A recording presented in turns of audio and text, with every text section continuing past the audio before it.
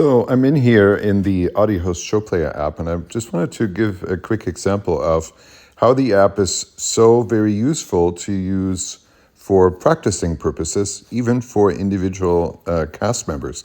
And since all of the information is available and easy to distribute to individual iPhones, like what I'm on right now, this is a very effective way to give a very useful and valuable tool into the hands of each cast member. So first of all, let's hide this microphone switchboard here. On the iPhone, it can be a little bit in the way, and if you're just practicing for yourself, it doesn't really matter who else is muted or unmuted. So I just went into the settings and selected the mic panel here to be hidden. And now I just want to walk you through the cue types here and show you how you can use them. So the locator cues are set up just to mark certain spaces, certain places inside this cue.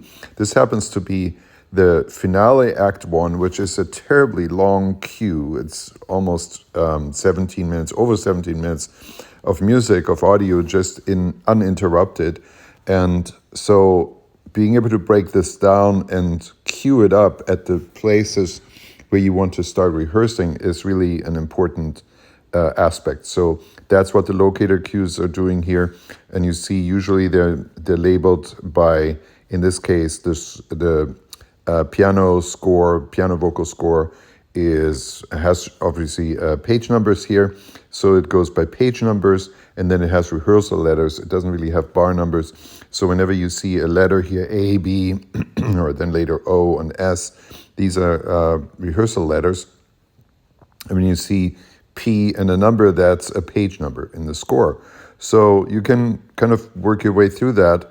Then here the conductor cues. I don't want to talk about them specifically now, although they might come into play in a little bit. But let's scroll down all the way to the MIDI cues, because they can actually be helpful as additional fine, more granular guide to where you are and where you want to be. So here again, numbers are page numbers, and then it gives you kind of hints as to where we are, because where people, certain character names are unmuted. That's where you might want to start rehearsing. So let's say, for example, Phyllis, the character Phyllis here, has a cadenza here on page 94. And after that, there are some tricky entrances. So let's just say we want to start practicing here. And now if you're Phyllis, you know that you have right here in this run-up, you have a high note, ah, ah, and then here's a cadenza, whatever it is. And then, so we have to wait here. That's why the continue button comes on. That's due to one of the conductor cues. But even without looking at them specifically, you'll know, okay, here you can sing your cadenza. And then you have a pickup. And once you sing the pickup, it goes, oh, shameless me tremble, they do no retriever, like something like that. So I just hit the continue button right after the pickup, and it just goes right on. Oh, shameless me tremble, they do no retriever. Okay, I can't quite hear the audio very well while I'm recording this here on the iPhone, but you get the point. So then you go back to this and do it again.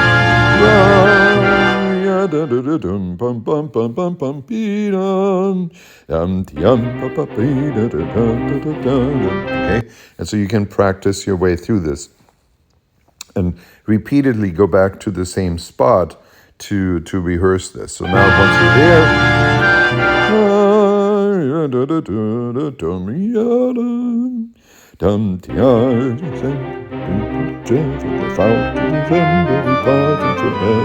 worship and blindly, worship and attend to be kind, these ladies. That's Strathon came in here, and here is a fermata theatrically, and he reveals that Phyllis, even though she looks very young, but she's a fairy, so she's forever young, but he reveals that Phyllis is his mother, and everybody is laughing at him about that. So he goes, my mother. And here is also a very interesting way that the conductor cues are set up.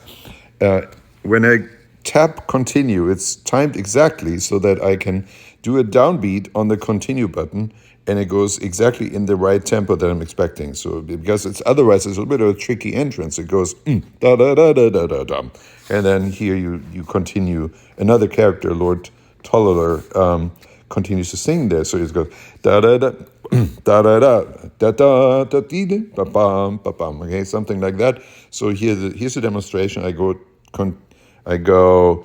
This lady's I'm gonna hit the continue button right at mother. Okay, this lady's my mother.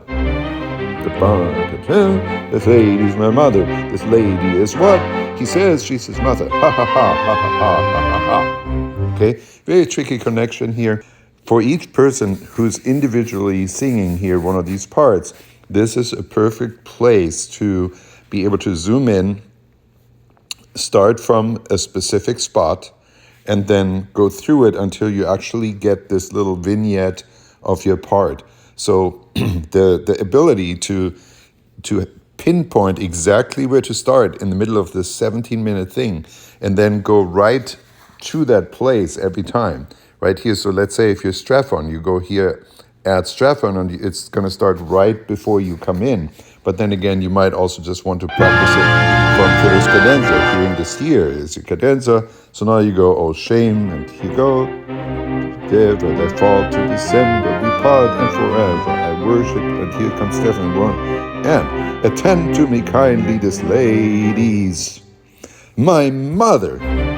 His lady is what? This lady's my mother. This lady is what? He says she's his mother. Ha ha ha ha ha ha. So again, I can't hear the audio very well while I'm recording this because it's playing very quietly in the background. But if I'm in a normal situation where I'm not screen recording, this is the perfect way to practice and rehearse on your own. You can do this on the bus, you can do it at home, you can do it anywhere where you have your iPhone handy, and you can just go ahead and rehearse your parts.